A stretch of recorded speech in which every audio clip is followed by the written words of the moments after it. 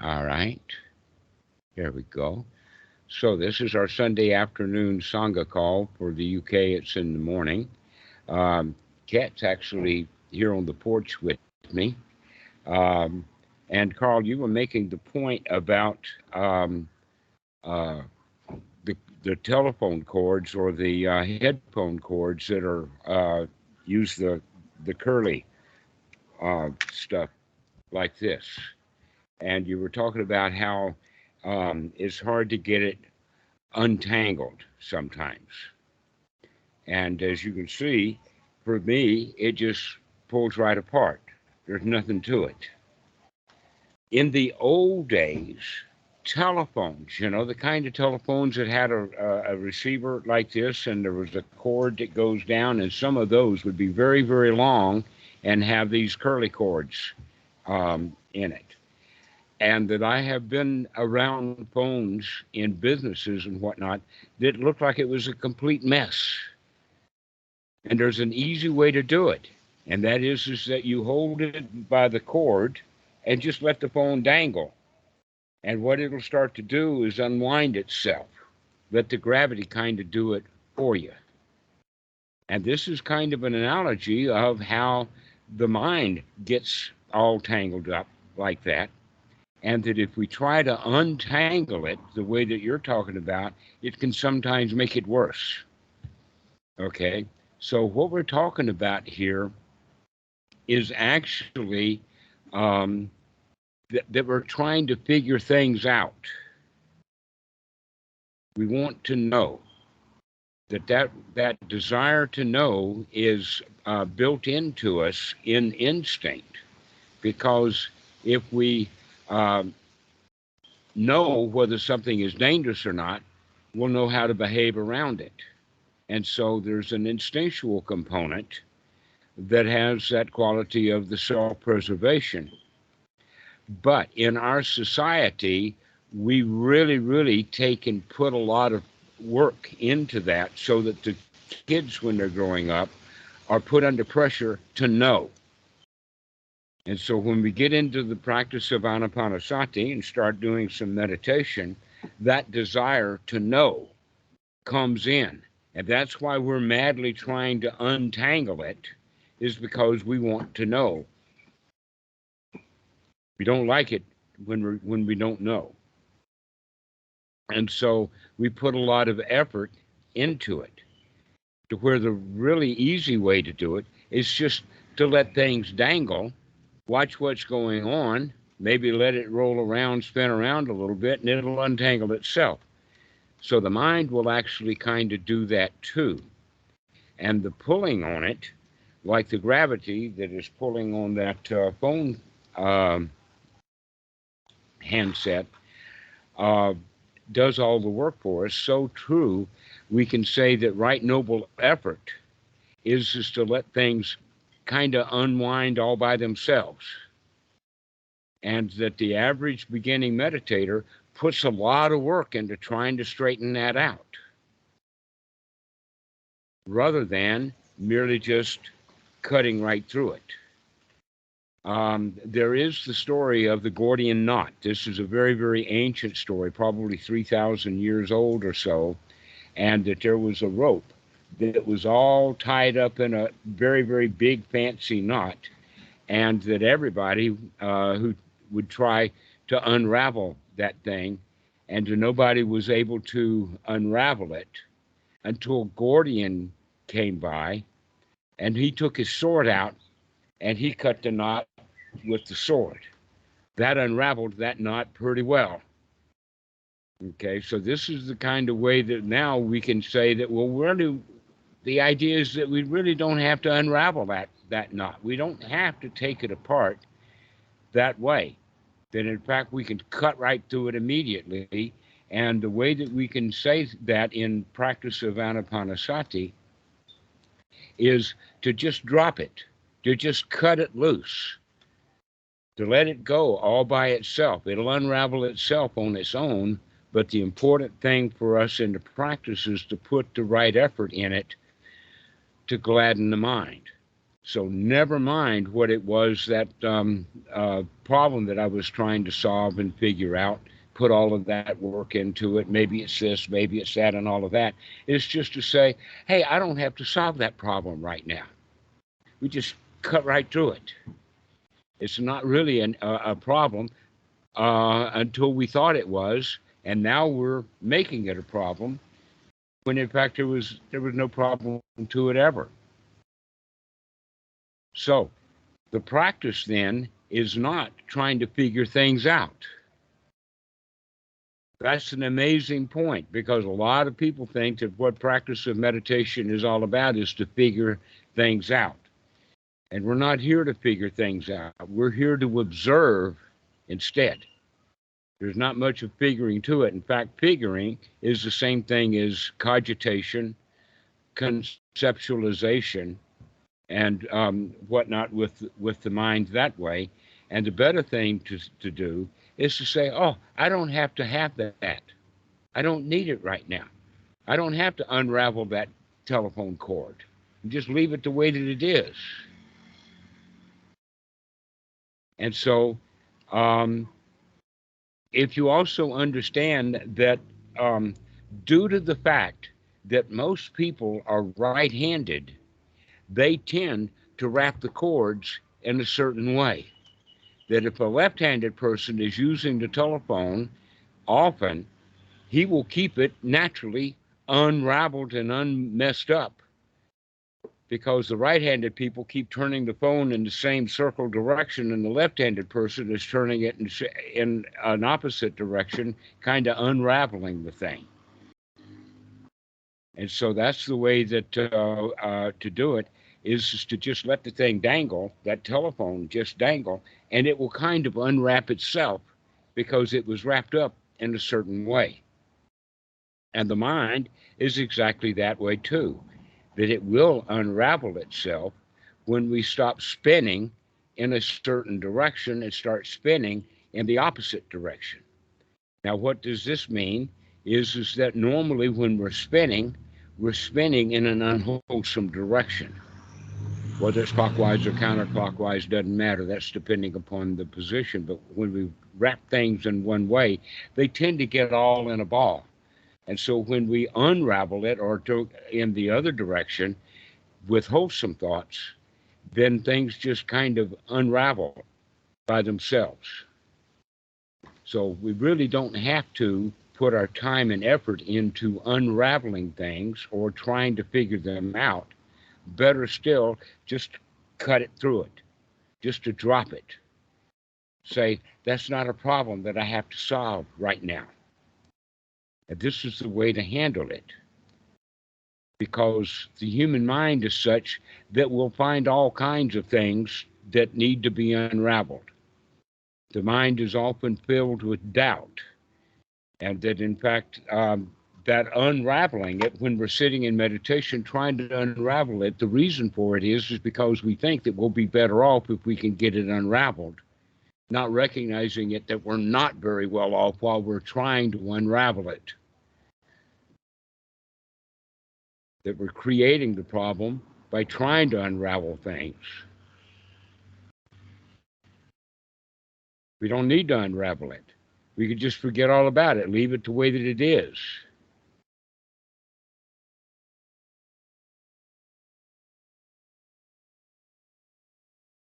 So, Martin, good to see you. Thanks for joining.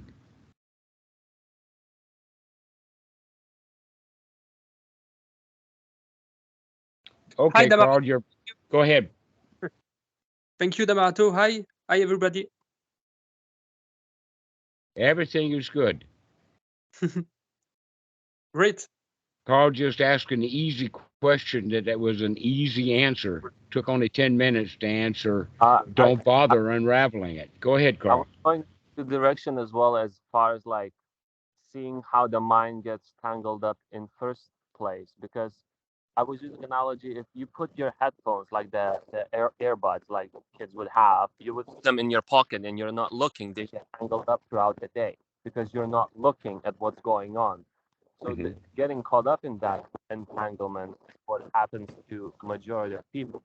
but I was seeing my mind rising, and my thoughts just coming up, and they're trying to tangle me up throughout, distract me from the present moment constantly by trying to tangle me up into that state of entanglement, Mm-hmm. which was kind of pretty fascinating because this whole analogy kind of clicked. It's like I don't have to get tangled up in the first place. I don't have to entangle. I don't have to untangle anything, but because I don't have to get tangled up in the first place at all. Right. Well, there's another way of looking at it, and that is that most of the tangles that we find are actually really old. That things got tangled up a long time ago, and that there's no reason to try to untangle it, rather just drop it. Those old things, we don't need to unravel it. We don't need to understand it. That, in fact, an example of what we're talking about now would be the concept of psychological archaeology. A lot of psychologists and psychiatrists, they want the client to talk about their childhood and that kind of thing, with the idea that, oh, if we can find out how the tangle got started in the first place, then it will be easier to untangle it. And the Buddha says, no, that's not correct. That in fact, we don't need to know the first cause. What we need to see is what's happening right now. And basically, what's happening right now is not a tangle. What's happening right now is that I'm stuck in trying to untangle it. There's a difference between things being tangled up versus being caught up in trying to untangle it. And so here's where the real practice comes in, is that, hey, we don't have to untangle it. Hello, Daniel.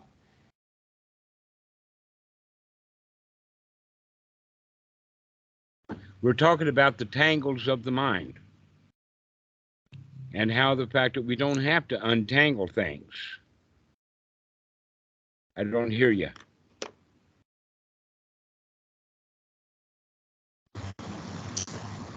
Ah, sorry, I was muted, but I was saying my headphone, I'm trying to connect them, but you can go on without me. Mm-hmm. So, we could also go so far as to say that when we're trying to untangle things, this is the same thing as the hindrance of restless and worry, and it has a sister component of doubt. The doubt comes in is, oh, I think I need to know this in order to be happy. And then we get in trying to figure it out, trying to untangle that stuff. You know, a lot of people will do that with the phrase of, well, why did I do that? Why do I do those things? And then we try to figure out why we do those things, and we get lost in those untangling. And the right way to practice instead is, never mind, I don't have to untangle that. I can be happy while that thing is all tangled up. I can sit down beside it and just be happy. I don't have to untangle it at all. Which leads me into the story that my dad taught me. One of the things that I remember really well about him, he was actually he worked really hard. He did a lot of meter reading and pipe laying and that kind of stuff, a very active blue collar kind of job. And yet he was the one who said, work, I'm not afraid of work. I can lay down beside work and go to sleep.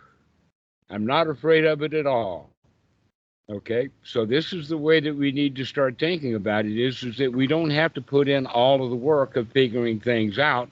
We can leave it undone because it's not dangerous and just relax. We don't have to put in that work of figuring it out.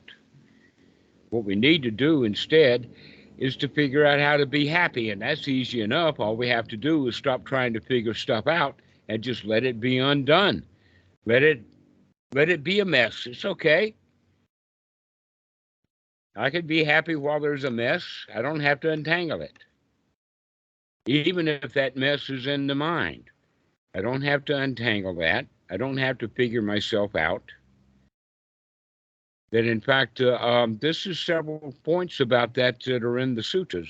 The one that I'm thinking about now is the Sabha Asava Sutta, where people get into the Buddha's word for it that we're using for tangle. He calls it a thicket of views.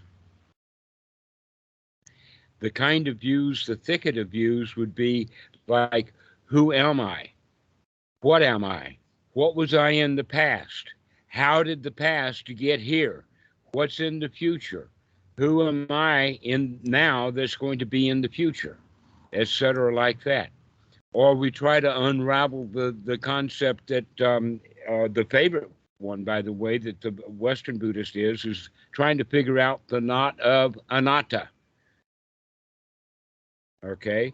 Does the self see self as self, or does the self see self as no self? Or does no self see no self as self, or does no self see no self as no self, etc.? You could get all kinds of twisted up, all kinds of questions that don't need to be answered, that are only, let's say, intellectual questions that we spend a lot of time on that are kind of useless. Here we could just be happy instead of trying to figure out who I am. Then, in fact, you probably never will figure out who you are because you're a moving target.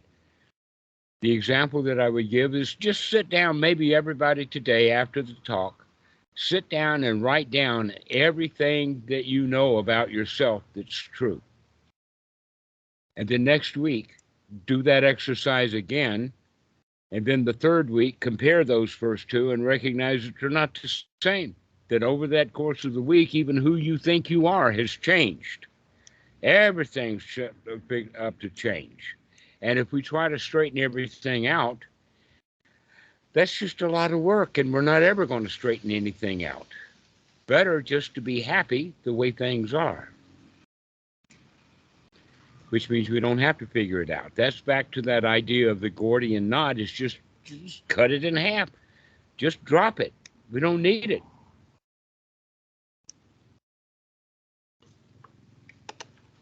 So, Carl, does that answer your question? Oh yeah, the question is the question doesn't even arise anymore. Yeah. I'm sorry, did you say that again? I said the question does not even like come up to my mind. I can see it. I can see it. I can see I can see it clearly. Right? But those hindrances are persistent. And we have to see the hindrances so that we can throw them right out. Doubt is a major hindrance. Am I doing it right, Daddy? Am I supposed to do a count of 4 on the in-breath or a count of 5 on the in-breath? I mean, we can just get all bald stuff about how we're supposed to do things exactly right according to some standards or some set of rules. And the better thing to do is just to play with it. Well, that's just trying to figure out again. Should I count to 4, or should I take this breath, or should I do this? That's just like you trying to figure out like another thing, like trying to figure out meditation, which is again you're playing a game on yourself. Mm-hmm. Right. We're making troubles, trying to answer questions that we don't need the answer to.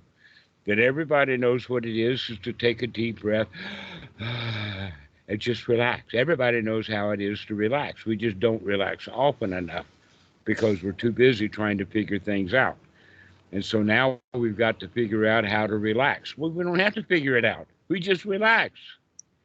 We don't have to figure out anything. We can just drop all of those doubts, all of those worries, recognize that that's what's preventing me from being happy. And then I said, wow, I don't have to figure it out. I don't have to figure out who I am. I don't have to figure out what is self and no self. I don't have to figure anything out. I can just simply relax and be happy. Because all of that figuring out is a hindrance. And not only that, but if we actually did wind up figuring it out, we wouldn't get the kind of satisfaction that we could if we just dropped it. because now we still have the doubt. Well, did I figure it out right? And there's no end to second guessing. Which leads to another point is that in our civilization, in our society, the kids are taught to guess. And a much better way is that if you are unsure, to figure out that you're unsure and be satisfied that you don't know, that you're unsure. This is why ignorance is actually, they call it the higher fetters. There's 5 of the lower fetters and 5 of the higher fetters. Ignorance is the last item on the list, not necessarily in chronological order, but it's the last on the list in the sense that we eventually get to the point that we can be comfortable and satisfied even though we have very limited knowledge. It's okay to be ignorant about so many things because I'm not ignorant about the things that I actually need. I've got enough of that knowledge. What knowledge do I need? The knowledge to be happy. That's all the knowledge that I need, is the knowledge to just drop all those problems and just sit and enjoy life. Be in the present moment without any problems or worries. And so we don't have to figure things out. We don't have to create a thicket of views. We can just recognize all of those kind of things are dukkha. All of those kind of things are hindrances. And we say, I don't need that. I can just throw it out. And just be happy instead. I don't have to untangle anything. That we want to untangle it. We want to know. We want that knowledge of where things come from. And we're not ever going to figure out where everything comes from. It doesn't even matter. We can be happy without that knowledge. And we will be miserable if we have to have it, because we'll never figure it out. So that comes all the way back to that one point about enough. You already have enough to be happy. You have the ability to remember, to look at the dukkha, see what it is, take the effort to change it, and then congratulate yourself. That's the only 4 things that you need to know. We don't even need to know the entire Eightfold Noble Path. Just 4 points of the Eightfold Noble Path is enough.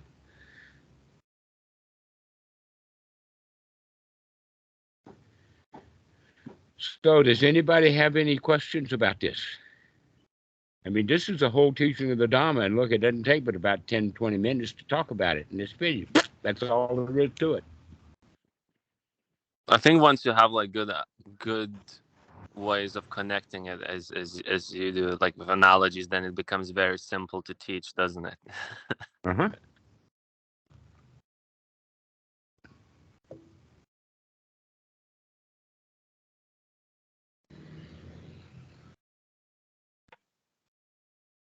I see that Daniel has left. Maybe he's coming back in. Oh, that's why the screen is flashing back and forth.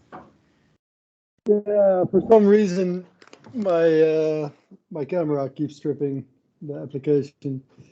But I do have a question. All right. Is this how you have always practiced under Buddhadasa Bhikkhu, under Buddhadasa, or has your style of practice changed over the years? Oh, for sure. Yes, I started out in psychology in Ann Arbor, Michigan, University of Michigan, and it was basically most of the students were in psychiatric nursing. That University of Michigan had a big psychiatric nursing thing. They had their own state hospital, Ypsilanti State Hospital, close by. So that's where it all started.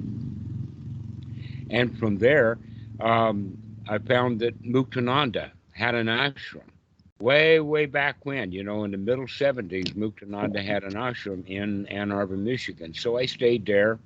I stayed in the dorm. I also stayed in my van during the better part of the weather. But that's what led me by 1976 to go to India. And so I left. I was actually teaching college, and because of that, I had the summers off. So I spent a summer in India, and then another summer, and then another summer until I was spending a lot of time in India. You've had so many jobs: engineer, computer programmer, teacher, psychologist. What do I miss? Well, that's what happens when you get old. You've got a long past. So that it was from there. Basically, I was interested in two things in India. One, in fact, they work together, and that is that what is meditation and what's the uses and properties of it, and the other one was magical powers. I wasn't so much interested in rebirth and reincarnation, but you had an awful lot of swamis who could sit in the midair. You had an awful lot of swamis who could generate Rolls Royces and not Rolls Royces, Osho. They say he had 95. I don't know whether he got them magically or whether he stole them. There's another guy, Satya Sai Baba in Bangalore, who would manifest Rolex watches until I came to understand that he manifested the same Rolex watch to the same guy in a big ceremony every time. The guy actually owned the Rolex. He was the only one who knew that it was all a scam. Everybody else was so impressed when Sai Baba would come up with yet another Rolex. Another thing that he would do is he would take ash out of a fire and turn it into a paste and then roll them into small balls like the shape of a grain of rice and then lodge them between his fingers. And then while he was doing all of his magical ceremonies or whatnot, he would rub that stuff and get it all into a ball. And then he would poof like that and spread holy ash all over half a dozen young Indian girls, and they would all giggle because they thought that it was magic. So that was one thing. And I did travel around. I mean, everybody who was famous enough got a visit from me. So I went to Amma in Kerala and Mother somebody or another in Pondicherry and Satya Sai Baba. The only place that I didn't really get to was Dhamma, but I was kind of on the way there when I stopped and I was staying in Bodh Gaya. I had finally, because of Goenka, changed out of the Hindu magical, all of that kind of stuff, into actual the teachings of the Buddha. And Goenka was the first teacher. But then I kind of began to figure out that there was something missing. This is not enough. There's something missing here. And so I left, and I was staying then in Bodh Gaya when I met a monk that was from Thailand. In fact, he was from Wat Pananachot. And he was the one that basically, not Wat Pananachot, sorry, Wat Chulapatan in Bangkok, who was the abbot of Wat Chulapatan, was a very, very close friend of Bhikkhu Buddhadasa. Now, Wat Chulapatan's a huge Wat in Bangkok, so this guy was very, very famous.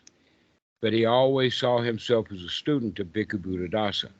So from there, I went to Wat Suan Mok. But I had a lot of teachers. I had with Goenka and Muktananda, and I wouldn't say that I was a student of many of the others. I just stayed long enough to recognize that, nope, this is not what I'm looking for. Sort of like the Buddha. He had one thing in mind, dukkha, dukkha, nirodha, and he went to a whole lot of different teachers, and whatever they were taught, it would not come down to that this is the end of suffering. That even the guys who were practicing meditation in the high jhanas and, neither perception or non-perception and nothingness and boundaryless, all of that kind of stuff, they did that before the Buddha became enlightened. He was doing that kind of stuff. And it wasn't satisfying. Why? Because when the guys would come out of those jhana states, they would go right back into the hindrances.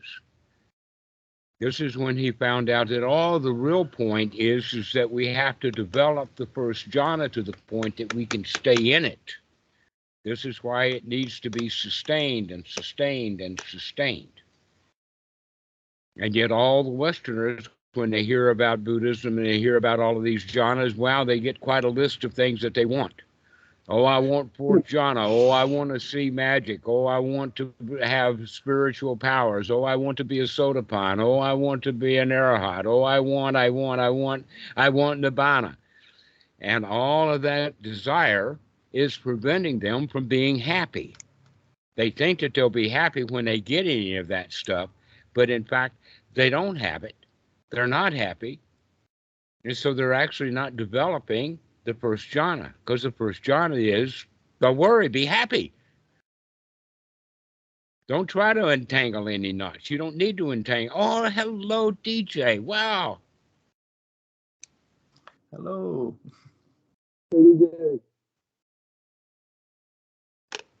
So, does anybody else have a question? I think that that's enough on old history. Yeah, go ahead, Daniel. My question was more about your time under Buddhadasa. Like, has your style of practice changed under Buddhadasa? Because he was still practicing one pointed concentration up until somewhere in the 1980s, and I was wondering, like, your practice seems to differ a bit from Buddhadasa. So did you develop it more or less on your own, or how did it come to be?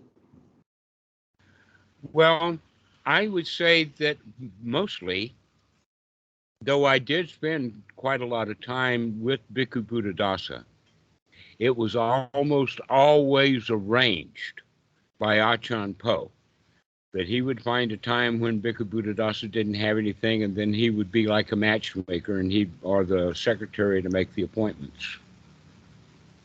But most of the training that I got was from Achan Po himself. And just being around him was the training, with many, many tiny little things. Like, he was very, very good at sneaking up on me. I don't use the word sneaking up correctly, because he wasn't sneaky. He just would walk up to me while I wasn't paying attention and surprise me. Okay, this is actually an excellent training tool, but Westerners don't have it, and they don't have the master around to be able to do it. Here's an example of that. Would be that Achan Po would stand outside of my kuti, either on the path or in the front yard if it had a front yard, and just stand there and wait for me to figure out that I need to check up on what's happening. That was a great deal of be here now. Okay? And so I began to start watching for him so that I'd know when he would show up.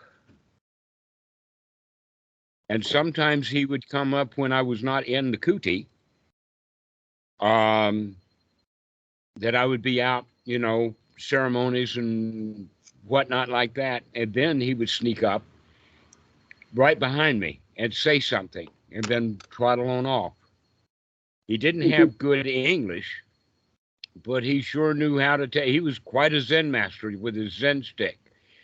But his Zen stick was just a couple of words. He'd come right up behind me and he'd say something, and that would wake me right up.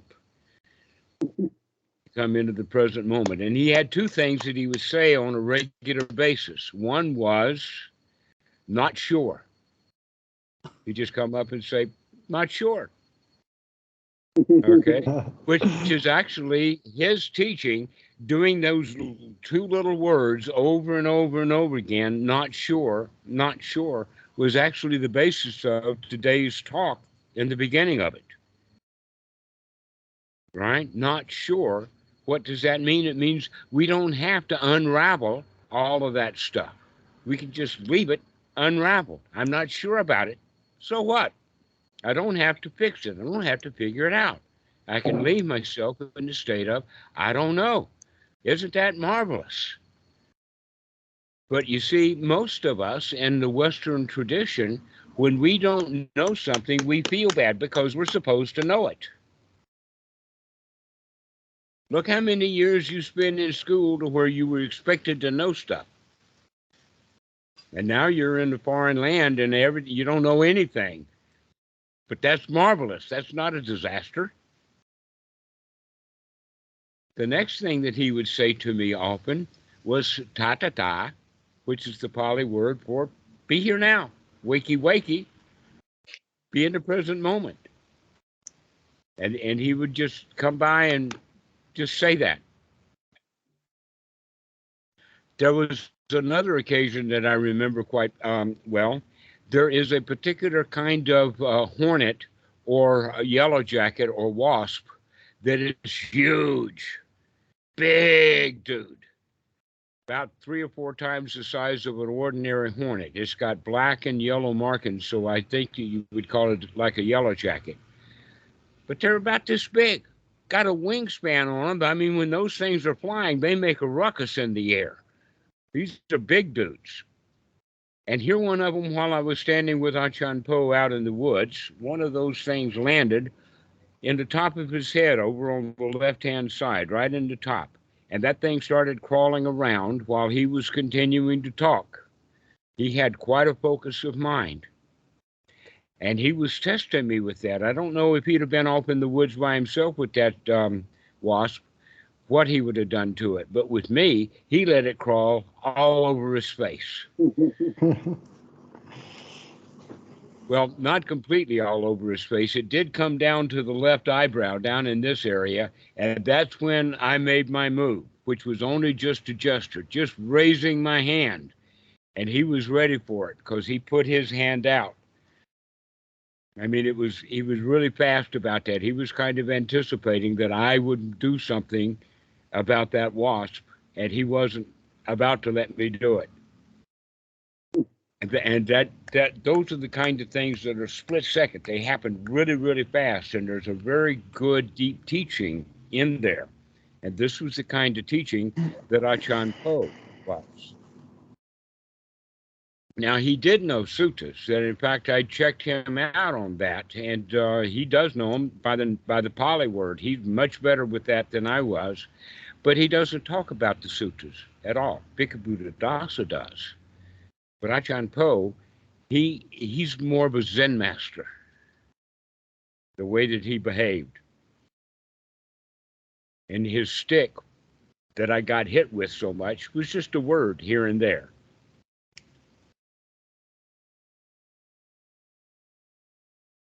Interesting. So, and the gladdening of the mind, like as Bhikkhu Buddhadasa, what did he say about that? Because I've read the books, and the description is very limited. It's basically like force your mind to be happy, like do anything to make your mind happy, but it doesn't say much beyond that. mm-hmm. Well, I heard him say it. I got it. And now that's what I talk about to the students. Very, very rarely do I ever find something that Bhikkhu Buddhadasa has said recently, and I would disagree with it. I would go so far as to say that if you ever hear anything that I say that disagrees with Bhikkhu Buddhadasa, go with Bhikkhu Buddhadasa until you figure out that he and I are actually saying the same thing.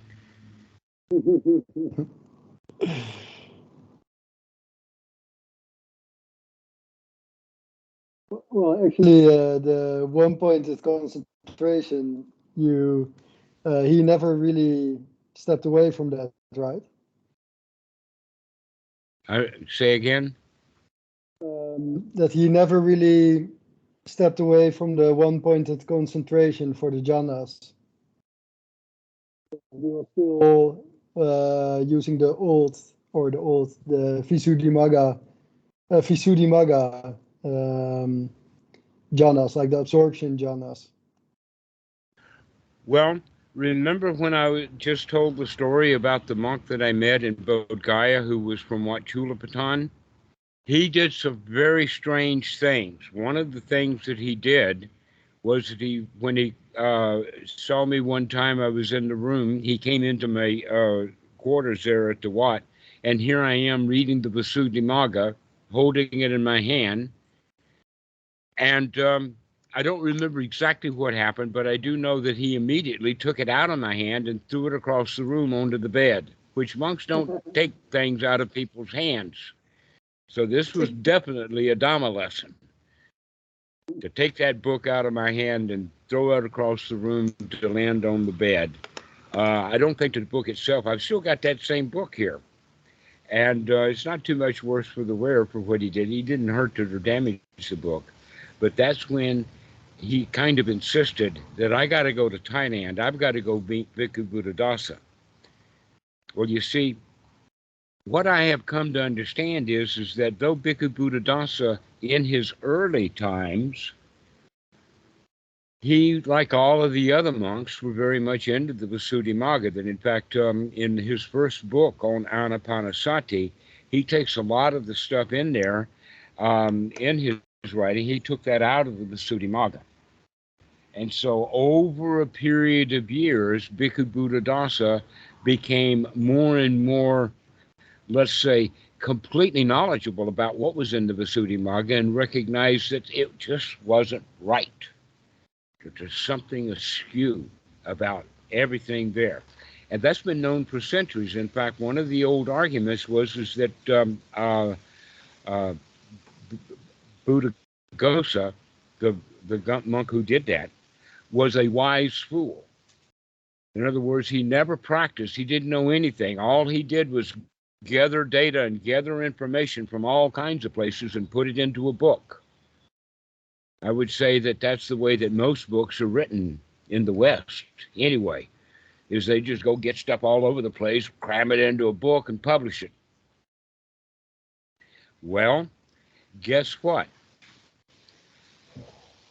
There's more to the story in the sense that knowing that Buddhaghosa's background and knowing some of the other literature, it looks like that he did know what he was doing.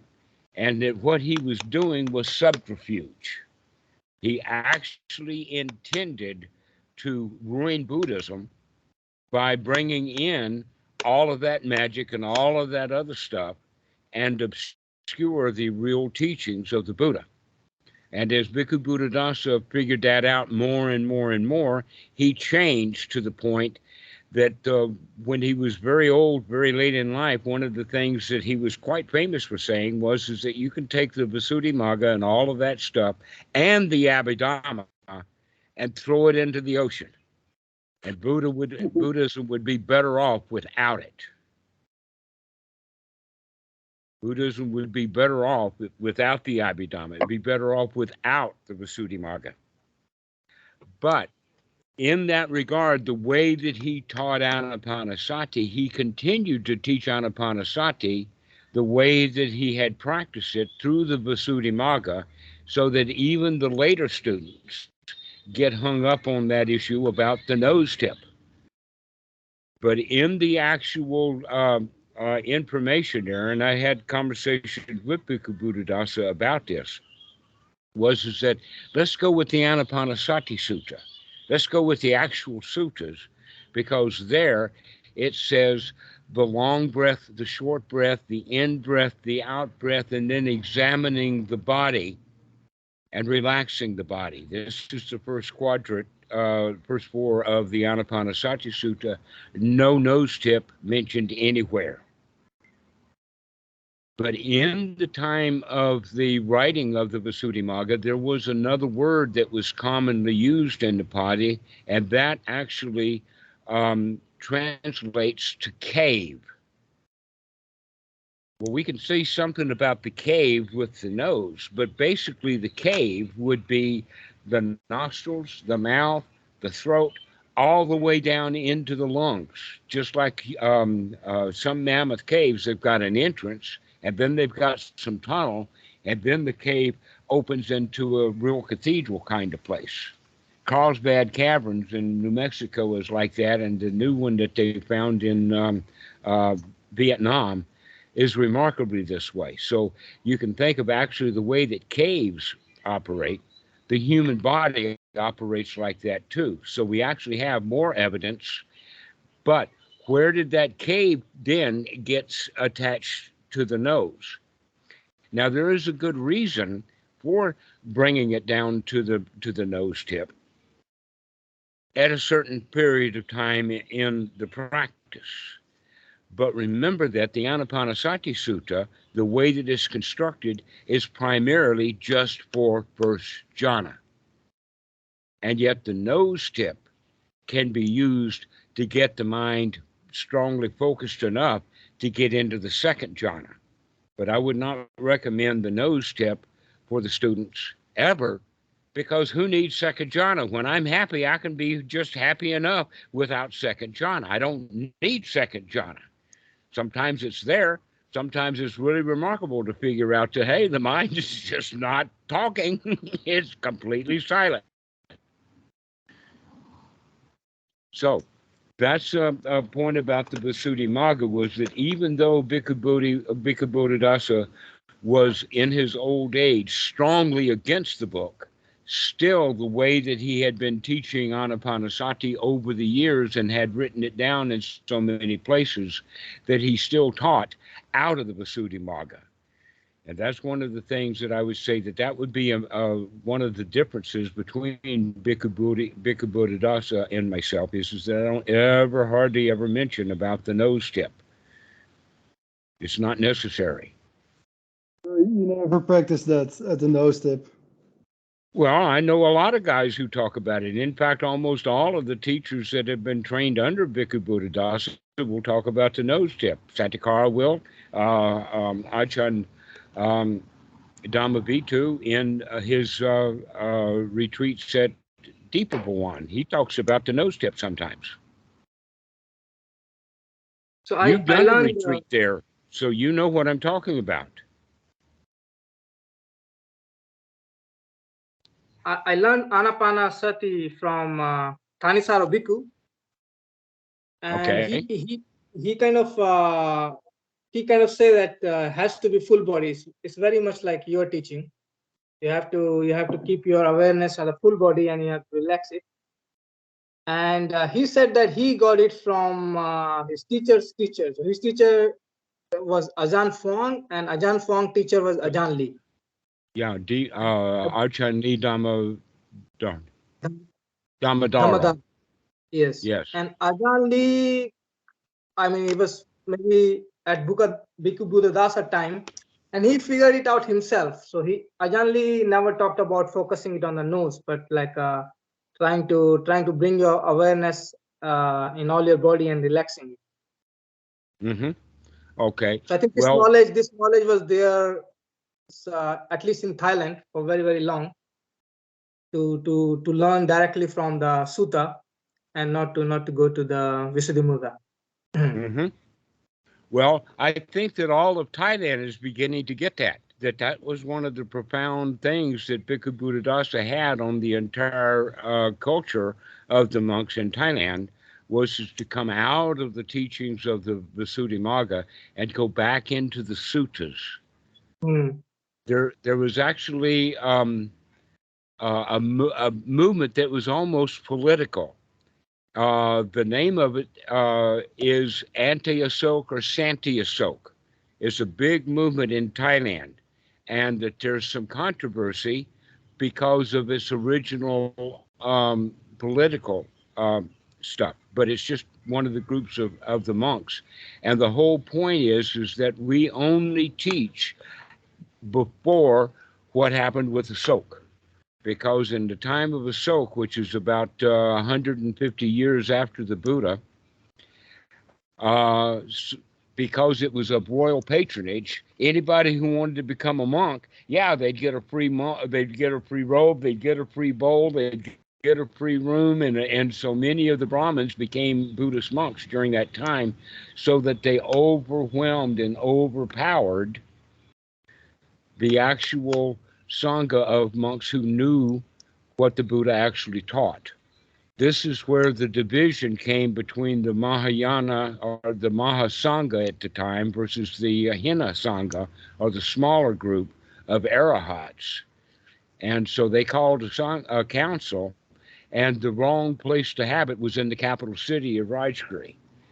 They should have had it out in the woods so that none of those new monks could get in. But when they found out about it, they said, well, if you're not going to let us into the old boys club, we're going to have a new boys club because it's going to be a whole lot bigger, a big council of beginners rather than a small council of old established monks. And so that was where that division kind of thing happened. I mean, big. Pardon? Maha, that literally means big, right? Yeah. In Pali. Is Mhm. that where? Ah, so it's the big council, and then the other one means small council. Right. Is that what you said? Right. And there's two words. One is chula. And so you'll have the Maha, the large Sangha of the Lion's Roar, and then there'll be the Chula Sangha, or the small Lion's Roar. I think it's 11 and 12. But there's a lot of suttas that start with the word Chula, which means it's a short sutta, as opposed to Maha, like the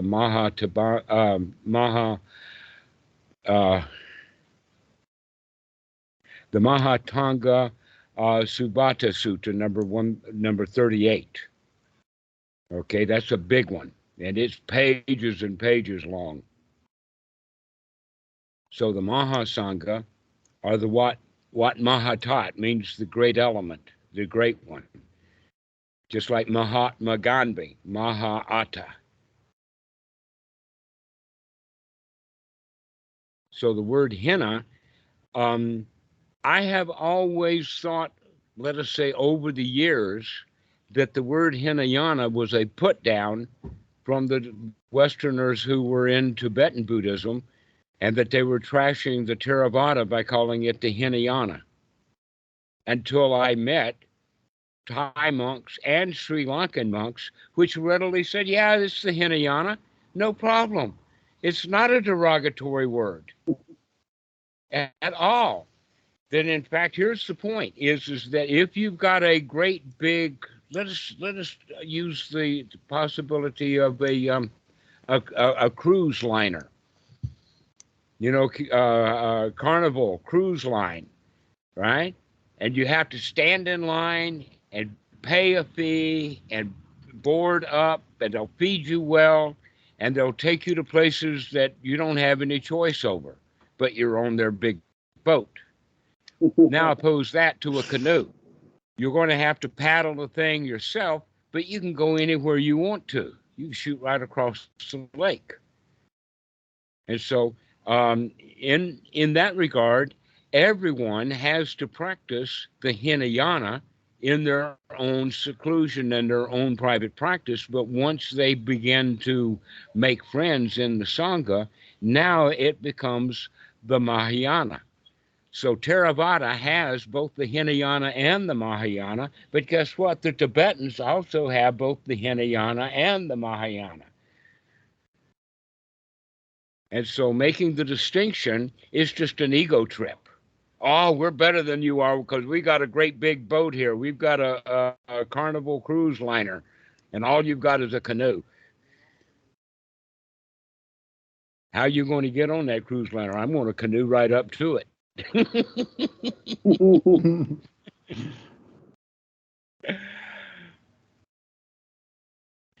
So, there was a great division in the time of Ashoka, and that's when so much stuff got added into the teachings of the Buddha. It was fairly pure until that time. That we also know, for instance, that the Dinga Nikaya wasn't written until the time of Ashoka. And the reason that it was written was that it was sort of a bait and switch of trying to get the Brahmins to come out of their Hindu Brahmanism and come into the teachings of the Buddha. But the doorway has to be marked magic. And when you write magic over the top of the door, a whole lot of people are going to come into Buddhism, and then they find out that that there was a subterfuge there, that this door is actually the door to reality.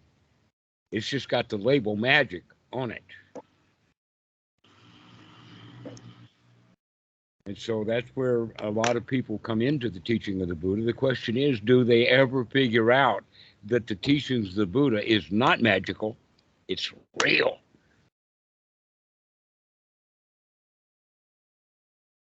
It's real. Why? Because it's this mind that we don't have to untangle it. Magical thinking is that, oh, I have to untangle all of this stuff. And the noble part, the real part is, no, you don't have to untangle that mess. Just set it down. It's not important. Just sit down right beside it. Go to sleep already. Enjoy your life. Stop trying to fix things that you think are broken. Or let your sleeping dog lie. Don't go around kicking your dog.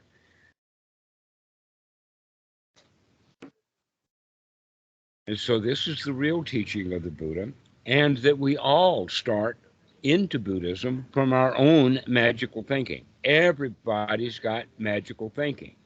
The number one magical thought that people have is, who can I get to help me come out of my misery and suffering? I need a doctor, I need a psychologist, I need a guru, I need a cathedral, I need all kinds of things.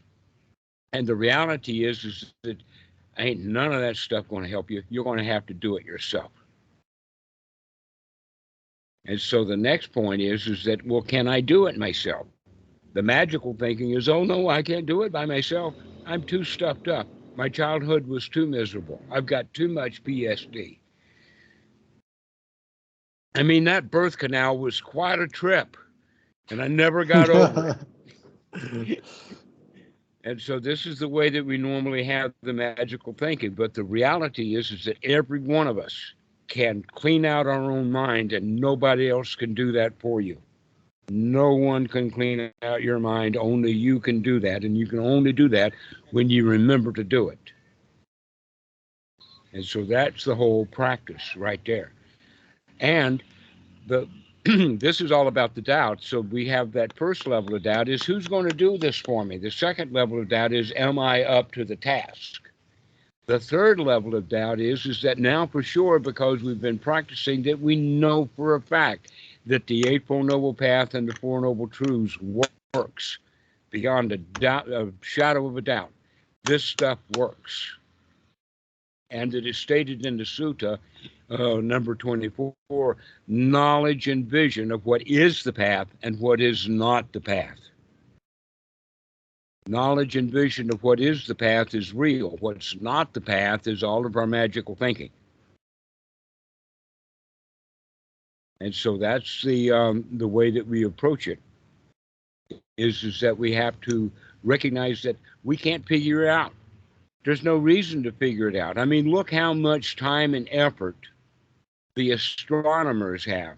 I mean, starting with Copernicus and then Galileo and telescopes, and you've got radio telescopes, and you've got great big mountain telescopes. Mount Palomar, in fact, was a very famous scope because Mount Whitmore, which was in Central California, they got too much light pollution. So they built the Palomar, which, by the way, is very close to Wat Metta. That's how desperate out in the wilderness Wat Metta is because it's out there where Mount Palomar. Guess what? Mount Palomar, they can't use it much anymore because now there's still too much light pollution. So we get a Hubble, and then we get a James Webb, and there's just no end to it. And guess what?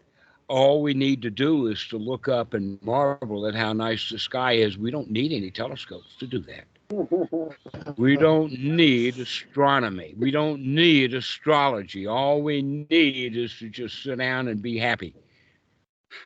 Let us stay ignorant of all of that stuff and figure out what needs to be known. And the only thing that needs to be known is, hey, I can remember to wake up, to take a look, to make a change, and congratulate myself. And we keep doing that, and we get that into that state called the first jhana. That's accompanied by happiness, sukha, piti, and is free from the hindrances. And we keep applying and sustaining and applying and sustaining. That's the teaching of the Buddha. We don't need to concentrate on the nose tip, but it's handy if we're going into the higher jhanas. but the higher jhanas are, let us say, something like time structuring. You see, in the time of the Buddha, unlike now, in those days, they didn't have television. They didn't have radio. They didn't have cell phones. They didn't have newspapers. They didn't even have writing. They didn't have electricity. They didn't have cars to ride around in. If you didn't have any of that stuff, how miserable would your life actually be? It would be quite good. It would suck for a while, but then it would probably get much better. I didn't catch that. Say again. Oh, that's, yeah, computers and cars and all that stuff, like, it's a lot of fun, but it also, I think, for a person living in the time of the Buddha, it would be much easier to go and retreat than for a person nowadays, because we're used to so much stimulation. Exactly. You know, there is a sutta that we can end with.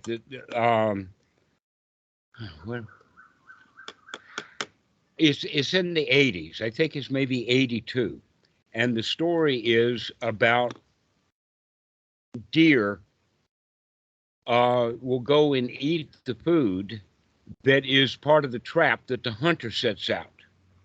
And foolish people will go and eat the food. And in the time of the Buddha, the way that this is stated, it's not a trap that ensnares like a bear trap where you step on it and then it's caught you. But rather it's the food is laced with chemicals so that the deer become drowsy and are easy then to catch. And so then the next statement is that, well, there's going to be a new herd of deer that are going to see that and not eat that food, but they still hang around it. And because they hang around it, the deer hunter can still catch them. And that the point is that we need to get as far away from that poison food as possible. Because the further away we are from it, the less effect it will have on us. Now, in the time of the Buddha, they didn't have hardly any distractions. Basically, the only thing that they need to do is just take a hike, go into the woods, and nothing's really changed, except that you're not around other people. And so now you can begin to practice. Westerners are weighted down and laden up, and I would say that the biggest burden that we carry is a clock. Time is money. Look at the clock. You can't be happy now because look at the time. Look at what's going on with the time. I mean, you got work to do. You got a hip 2, 3, 4. You got to go do it. Okay, so that's part of it. And the other part of it is that look how many tools that we have that help us with time structuring that didn't happen in the time of the Buddha. And so in the time of the Buddha, it was fairly easy to stay away from the things that are actually dangerous, that are poison, that in fact will make us drowsy with desire and wanting things. Cell phones, porn, all kinds of stuff on the internet. I mean, MSNBC and Fox and CNN, they're poisoning your mind on a regular basis if you watch the news. Every one of them's got their own point of view, and they want you to have their point of view, which means that they're poisoning your mind. So another example of that is someone who is on a diet. If they go to the grocery store and they avoid buying the donuts, avoid buying the sugar, avoid buying this, that, and the other thing, then when they come home, they put the groceries that they bought away. Now tonight I sneak in there, I want no donuts in the refrigerator. I can't have a donut, it's not here.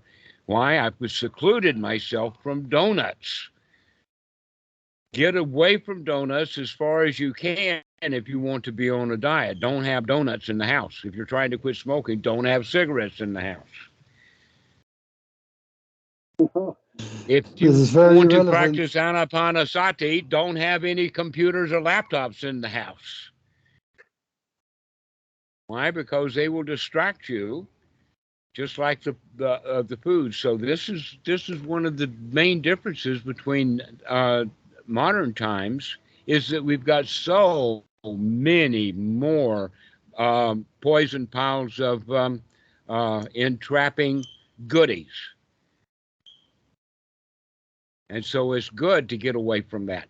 Good to go on retreat. Good to go to a place where they don't have donuts under your mattress.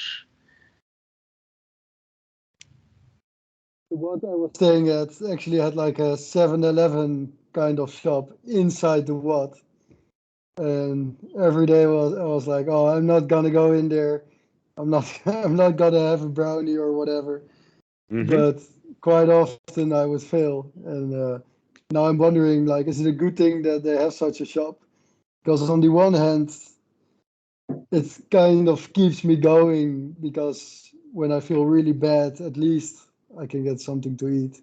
All right. The answer is that when you go into 7-Eleven, you must seclude yourself from the unwholesome things and buy the wholesome things. And I imagine that a 7-Eleven inside of a Wat would have a whole lot of Wat-related stuff and not have so much of the garbage that would be in other 7-Elevens. There's a lot of garbage in there. Pardon? Got a lot of stuff in there, huh? In fact, I A don't lot even... of garbage. A lot of garbage, okay? So that means that you're going to have to keep yourself secluded from that stuff as best you can, even when it's right in front of you. In fact, it may be in your grocery basket. Can you seclude yourself by putting it back onto the shelf? And only buy the stuff that's wholesome and not buy unwholesome stuff. That we could seclude ourselves from the unwholesome. We can do like the teaching of the deer, is to stay away from the things that are unwholesome. Because the closer we are to them, the more likely we are to jump right in on it. And also look at the way that we structure our time. How do you spend your time? Do you spend your time looking for something to do, looking for entertainment, or do you spend your time being very happy that you don't have to have any entertainment? You could just sit here, just, oh, this is so nice. I don't have to do anything. I don't have to go anywhere. I don't have to turn that cell phone on. I could just sit here and enjoy the moment.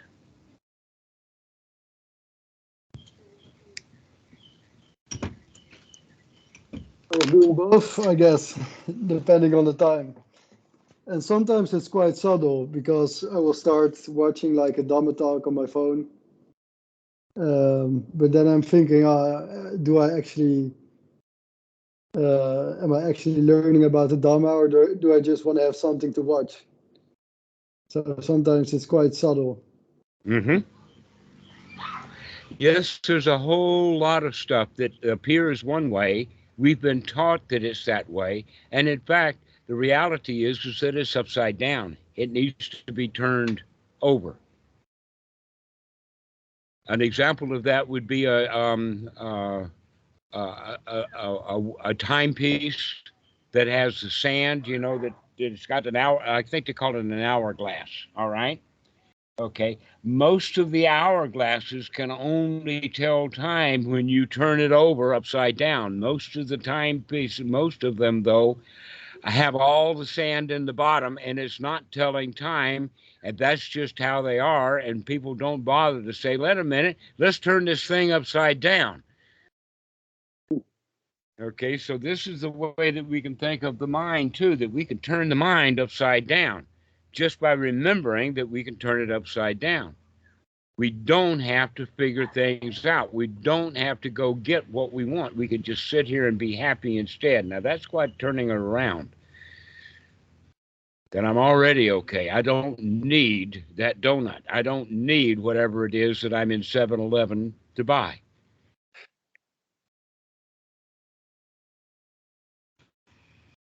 And so we can begin to recognize that, wait a minute, that teaching about the deer, let's stay as far away from the sensual desires as we can, because then the hunter can't catch us. The hunter doesn't know where we are because we're not around the bait. That's real freedom. Hang around that bait is dangerous. And hunter is a hindrance in this example. Pardon? The hunter is a hindrances in this example. Right, exactly. The hunter here is Mara. It's the world. It's the hindrances. It's the unwholesome thoughts. It's an analogy for that hunter. And that the hunter is not out to do the deer any good at all. The 7-Eleven is not out to do you good, Daniel. It's not there to help you. It's there for its own business, to trap you, to get your money, to get your desire. In fact, that 7-Eleven wants you and everybody else in that wad in that store buying stuff. That's what they want. And the same thing with the news organizations, that we have to be careful about what we listen to, because everything's got its own agenda. Everything out there is that hunter. And it's better to stay away from the poisoned bait that is set out for us. Now, there's one more sutta in there, and that is the sutta about Rahula, where Rahula was caught telling a lie, because Rahula, the son of the Buddha, I think that he was really quite young then, probably still under the age of 10 years old, and he went out for the afternoon to the store. He went to the supermarket. And while he was there, some of the monks saw him and come back and tell his daddy. And then Rahula gets confronted by it, and he lies to his dad. Oh, I wasn't out there. I didn't go to that department store. Oh, I wasn't in that 7-Eleven. But in our case, the point is that the 7-Eleven itself was unwholesome for Rahula, and he knew it. That's why he was lying about it. If he didn't see anything wrong with being in the 7-Eleven, he said, yeah, Pop, I was in there. I bought all kinds of things. You wouldn't believe how much fun I had in there. But no, he didn't say that. He lied about it. And so the Buddha gave him quite a lesson about lying. That's when he talks about cleaning his bowl. And then he says that a liar is not even worth the droppings that come out of a dirty bowl. And then he throws the stuff into the garbage, and he says a liar is like this garbage, not worth being around. But the point was in the beginning is that Rahula was not where he was supposed to be, if you think about it that way, that in fact it's not a matter of supposed to, it was the fact that he was in a dangerous place. And he could not see the danger until he was confronted with it, and then he lies about it. So you can also do that for yourself too, is to figure out when you're actually there rubbing that poison bait all over your face, about to take a great big bite of it, you say, wait a minute, is this dangerous or what? And then we don't have to eat into it. Well, then I usually see that it's dangerous, and then I take it anyway. Right, that's what we do, isn't it? We see the danger, but we don't really see the danger, that we lie to ourselves about it. Yeah, it's not that dangerous. I'll get away with it. And that I can convince myself not to do it, but then the thought keeps coming back and back and back. And then eventually I'm like, oh, okay, I'll just get it. Right. This is why we have to practice over and over and over again, is because that poisoned meat looks delightful to us until we begin to see, wait a minute, it causes heedlessness. I'm not really watching what I'm doing. I can't tell the difference between what's wholesome and unwholesome. And when we keep practicing that way, we begin to see, wait a minute, that's unwholesome. Let's stay away from it. Let's get secluded from it. Let's put some distance there. Let's not have those donuts in our refrigerator.